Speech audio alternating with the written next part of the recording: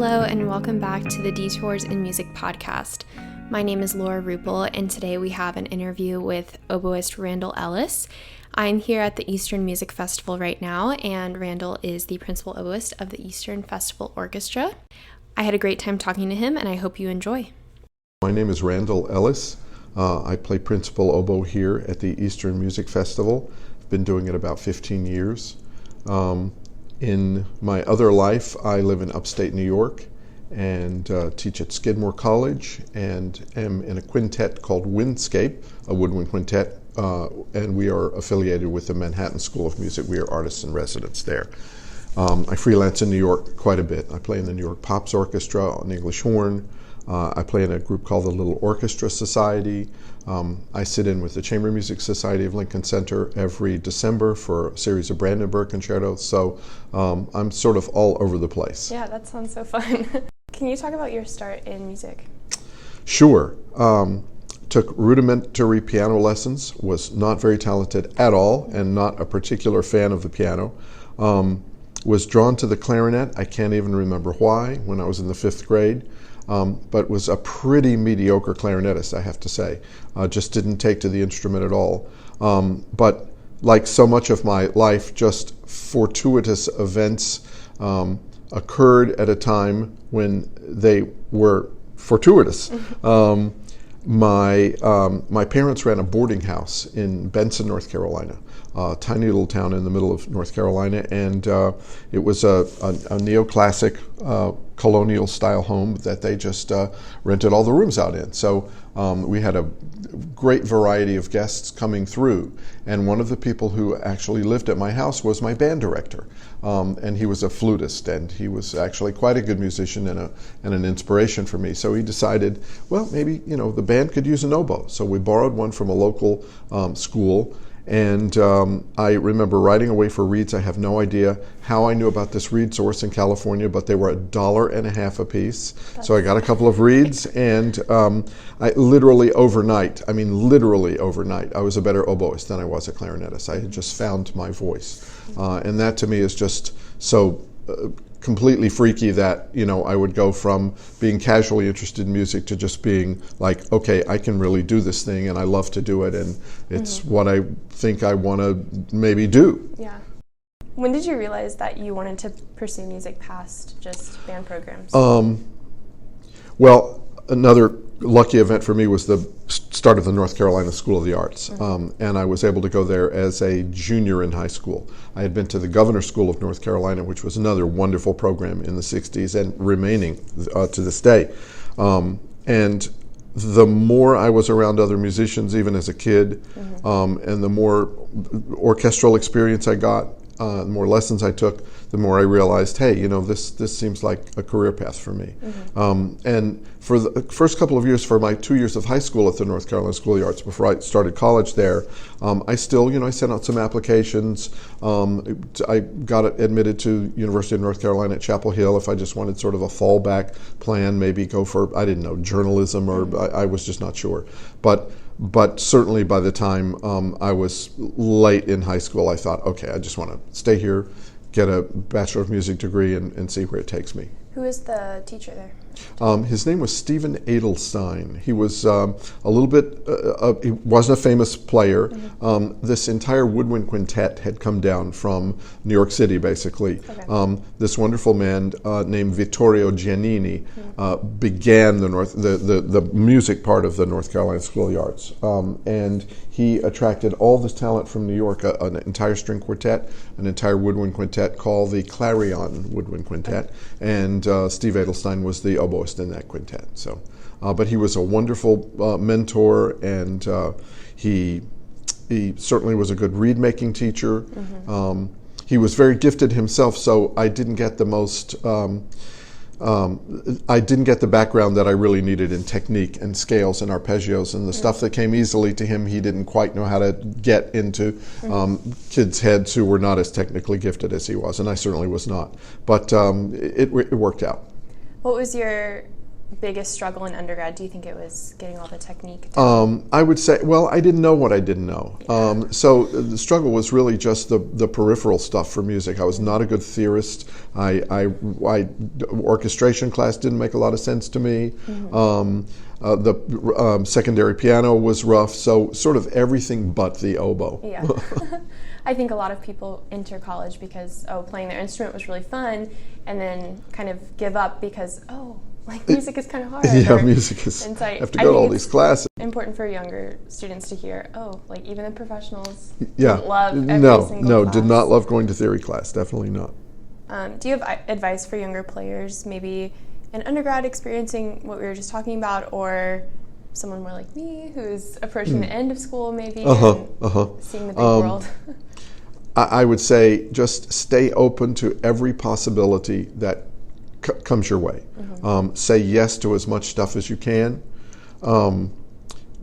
Have some sort of work ethic that involves, daily read making, just staying in really good shape, being prepared for whatever might be presented to you. But I have to say it's a very, very different world for an undergraduate these days than when I was, I feel like I got lots of chances to freelance in New York thanks to my grad school teacher, Ronald Roseman. But it seemed to me that there were maybe 15 oboe players in all of New York City at that time. That's probably an exaggeration because there were certainly shows and people that I didn't know. But for the most part, it was this tiny little culture of oboists. We all knew each other. And often I would just have a friend and I would be staying at Steve Taylor, actually, to name names. Wonderful man, teaches at Yale, plays in the Orpheus Chamber Orchestra and many other things. I would just be hanging out with him and the phone would ring and he would get an offer for a freelance job that he couldn't do because of a conflict and he'd just put me on the phone. And all of a sudden I was hired for this thing. But there was also a very strong sense in the freelance community at that time of, if you recommended somebody, they damn well better be able to do a good job. You wouldn't just, it wouldn't be a student who, would go to a professional gig and crash and burn and then make you look bad for that recommendation. So, a lot of the stuff I did was based on this small little community, and now it's exploded. I mean, there's so many good teachers everywhere, and they're turning out good students everywhere. So it's a much more competitive world that you are coming into. And, I can just say perseverance, and I think John Furillo of the Boston Symphony speaks of taking 22 auditions before he landed his first professional gig. I may not have that completely right, but I know he took a lot of auditions. And eventually he, so the cream rises to the top, but it's a hard swim. When you were approaching the end of your undergrad, did you know you wanted to get a master's in music? I did, and then the Army interrupted. Yes. I got drafted, and but fortunately, again, luck and skill. I guess I was able to audition and get into an Army band for a year in Fort Polk, Louisiana, and then for almost a year in Heidelberg, Germany, which was really actually ended up being a nice thing. But all during that time, I knew that when I got out, I was going to follow through with the plan that I had already come up with, which was going to grad school at Stony Brook out on Long Island. Ronnie taught at Stony Brook and I think Yale and Juilliard at the time. And he said, come to Stony Brook, I can get you a full TA. And I ended up forming a woodwind quintet out there, lifelong friends. And it was a great grad school experience. In the State University of New York at Albany called my teacher, Ronald Roseman, and wanted a few names of people who he would put forward to go apply for that job. Again, very small, it wasn't like a national search with 100 people. It was just a phone call being made to a prominent teacher in New York. So I drove up to Albany and played a good audition and got the job offer. And the thing that made it so much work was I think I had like 3 oboe students because nobody had been there recruiting, and so I got stuck with teaching lecture courses, which I was completely unprepared to do. A survey course in the symphony, a survey course for the concerto, and then a general like a music ed, not music ed, like a music appreciation course for about 100 kids, all non-musicians. So that ended up being actually a blessing in disguise, because by the time I'd been there a couple of years, I figured out how to do it in a way that would inspire at least some of the kids, certainly not 100%. There were people sleeping in the back of the classroom. But a lot of them ended up coming up to me afterwards and getting numbers of CDs or asking about a concert I was playing in New York that weekend and coming to it. And I look back on that as a chance just to sort of spread the word rather than try and train future musicians, just future audience members. That's really what we need. That's a very good point. Yeah. Has your career changed focus? Back to Steve Taylor, we used to joke many, many years ago that neither of us felt like a success really because we hadn't gotten a big principal oboe job. And he was in the finals for Chicago at one point. I was in the finals for Seattle at one point. But yet we've been all over the world. I mean, we've toured with Orpheus. I've been to Japan 13 times. I've been to South America. I've played in most of the major European capitals, mostly on tour with Orpheus Chamber Orchestra, which I subbed in a great deal but was never a member. So at one point I sat Steve down and said, Elliott Carter has written music for you, dude. You're playing in the Chamber Society of Lincoln Center. You've premiered countless works. You've been on like 100 records. You've made it. You're okay. You're doing all right. Yeah. So I wouldn't say change. I would say sometimes when the path looked like it was going to be in one direction and I was going to maybe get this orchestra job, and I sort of got psyched, Seattle will be a nice town to live in. That could work out really well. Didn't happen, but always there was something beyond that, and I never let it really crush me. And you just can't. I mean, you got to have a thick skin. Was there ever a time you considered stepping away from music? Never for a nanosecond. Yeah. If you had to, do you know what? I honestly, I just don't know. Yeah. Something that I'm fascinated by is the idea of the psychology of marketing and popularity and what makes people want to indulge in a particular form of entertainment, like what brings audiences to concerts, what makes a TV show popular. There are stories that Seinfeld, if it had been a little more in the modern era, it didn't start off with good audience ratings at all. It would have probably been canceled if it had come along a few years later. But NBC at the time gave it enough time to develop into one of the most iconic TV shows ever. So I'm fascinated by what makes people sit up and take notice. And now, of course, there's a billion sources of that. It's not just 3 TV channels anymore. But if I had not been a musician, I would have loved to have gone to someplace like Syracuse and sort of looked into broadcast media and just what goes on behind the scenes and that sort of thing. That's definitely important now as far as concert attendance. Kind of, if doing that research, we could figure out what would perpetuate. And there's certain cities. I think San Francisco and Seattle also does very well. It's like a cool thing to do. Oh, let's go hear the symphony. It's Michael Tilson Thomas, and he's conducting this really cool work by this modern composer. And then in another town, that same concept, just with different people though presenting, just falls absolutely flat. So it's a fascinating world, and the idea of the Kardashians being billionaires says something about the taste of the country, which is a sad commentary on the taste of the country. But yet, we still have to find out how to do it better, I think, and just make it a more desirable thing for people to want to do. Definitely. And you've touched on this very well, but part of the podcast being called Detours in Music is kind of that concept of seeing the destination and, only feeling like that's the right way, but life happens. Sure. And you already mentioned kind of seeing the path and going a different way. And I think people hearing your story could think, oh, he got drafted into the Army. How could it have worked out? Or, oh, he got this job, then how did you keep playing? So I think you have a very positive reflection of those moments, but how would you articulate that for others?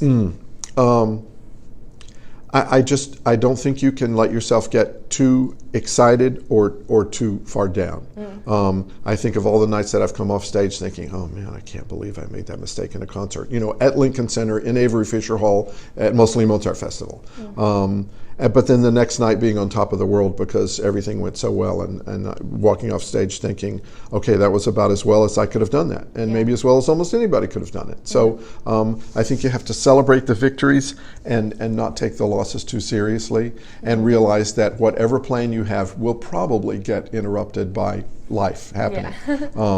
At one point early in my time at SUNY Albany, the teaching job at the North Carolina School of the Arts came open, and I thought, well, clearly this is my destiny. The circle will be completed. I'll head back to North Carolina. I'll teach at my old school. It'll be great. And didn't get the job. But shortly after got New York Chamber Symphony, which turned out to be an infinitely huge part of my career in terms of we're starting to work with Jerry Schwartz, who's my dear friend, and just all the opportunities that sort of grew from being able to be in New York and do those things rather than in North Carolina, where I would have been just teaching. Pretty much. Was Maestro Schwartz how you came to Eastern? Yes, yes. There was an opening here, and he, again, just made the phone call and said, could you do it? And I said, well, I would have to leave a little bit early because the mostly Mozart season is going to start in the middle. And Jerry was very kind to work with me, and then when the schedule sort of changed, I was able to be down here, for the duration of the festival. What do you think Eastern Music Festival offers students that well, special? I think the faculty, we are all really, really committed to you guys, to teaching, and to it's so inspirational to hear, you guys play on Friday evenings, and just the work that gets done here. It's also a wonderful faculty orchestra, so I love coming here just playing. But it's a lovely combination for me, of coaching chamber music, teaching private students, and then playing. And I think it offers kids a totally immersive experience. I'll bet you've never been in better shape in your life than you are just about now. You're playing all the time, you're working, you're learning new music. It's just, I think it's a great place to spend 5 weeks, getting to compare yourself to your peers around the country, finding out how you stack up, learning from them learning from you. It's just a wonderful exchange of ideas. What are your current goals for, I guess, the field of music in general right now? My own personal goals. Well, I must say I'm at the point in my career where I'm sort of cutting back a little bit and saying no to some jobs that I used to say yes to. And my quintet is a very demanding group in terms of just the level at which they play. It's very, very, very high. And they're all wonderful people. So that is probably the thing on my horizon, that a 2-hour quintet concert is not my favorite thing to do anymore. So I'm just weighing how much longer I'll be with them. But in terms of my other gigs around town, I love playing in the New York Pops. We do really, really fun stuff with great, a lot of Broadway stars, and it's just nice to be in an orchestra that's that good and play concerts at Carnegie Hall and just get to work with personalities of everybody from Sarah Bareilles to lots and lots of great young Broadway talent. So but goals, just get up and keep playing. Make another read. Make another read. I'm very thankful for Randall for today's interview. It has been very inspiring to play and hear him play this summer at Eastern Music Festival, and I'm so happy that we are finally back to making music in person. I know it seems scary to even say out loud, but I've really appreciated the 5 weeks I've had here. This interview with Randall was actually my first in-person interview since maybe February of 2020, so it was really great to be able to have this conversation and look into the eyes of the person and really hear their story, and it makes me all the more excited that you got to hear it and to share it with you. If you'd like to keep up with the podcast, there are multiple ways you can do so. First of all, you can go to our website, which is detoursandmusicpodcast.weebly.com. You could also subscribe to our YouTube channel, also called Detours and Music Podcast. We also have a Facebook page and Instagram account where you can like and follow us. The Detours and Music Podcast is available everywhere that you listen to podcasts, but on Apple Music podcast apps, you can subscribe and rate us. If you ever want to get in touch with me and give more direct feedback, you can email me at detoursandmusicpodcast@gmail.com. As always, thank you for listening, and I hope you catch the next one.